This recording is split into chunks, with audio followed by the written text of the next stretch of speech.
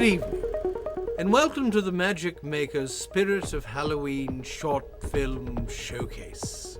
Over the next hour and in upcoming programs, you will be treated to a number of interesting short films provided by regional filmmakers. After viewing these films, you'll also be given the opportunity to vote for your personal favorite, the films that receive the most positive response from you, the viewer. You'll receive cash and trophy prizes. Before voting, be sure to view all the films, the rest of which will be screened in an upcoming episode.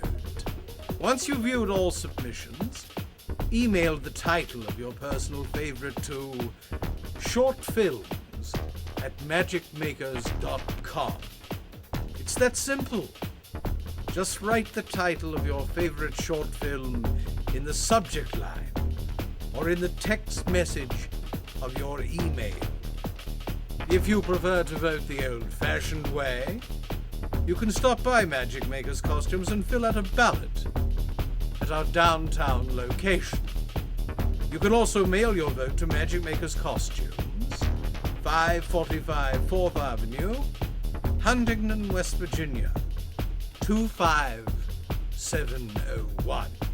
For more information on voting and about upcoming program schedules, visit magicmakers.com and click on the Spirit of Halloween Short Film Showcase icon.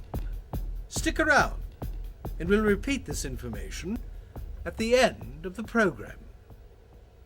Before we get to our entries, let's take a look at some of the earliest of motion pictures, which, oddly enough, were all short subjects, and seldom more than a minute or two in length. These early films oft-times relied upon horror, fantasy, and strange subject matter, which gave the producers the opportunity to titillate the viewers with crude special effects and other visual treats. Even before the modern slasher films of today, producers in 1895 went beyond using the same grand guignol techniques in order to shock their audiences. Most of the silent shorts we'll be screening throughout the showcase come from the production company of Thomas Alva Edison. While Thomas Edison later claimed the invention of motion pictures, in actuality he only reinvented methods created by others and claimed them as his own. In order to squelch competitors and to monopolize the motion picture business, he relied not only upon legal strong-arm tactics, but also hired thugs to threaten and assault other producers and destroy their equipment. In the end, Edison's evil ways only drove his competitors to move west, where a new entertainment industry developed far beyond his imagination. Here is one of the early films from the Edison Company. This is Ching Ling Fu Outdone, produced in the year 1900.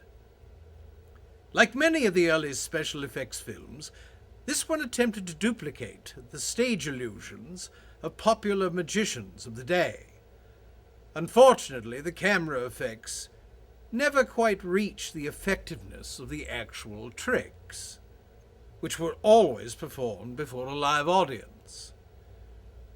A similar film to Ching Ling Fu Outdone is The Magician, again imitating stage illusions by way of camera trickery that involved little more than stopping and restarting the camera at strategic points in the shooting process. In the films, the clown and the alchemist and hooligan assist the magician, examples of the early production methods used in the motion picture industry can be seen. Until later years, most films were little more than staged-bound productions, where the camera was locked down in a fixed position. All of the action took place before a single backdrop, and the picture set was lit by sunlight that streamed in through the rollaway roof on the studio. Throughout our program, we'll be screening other short films from the past. But for now, let's take a look at the first of our original items submitted for your viewing pleasure and your generous vote.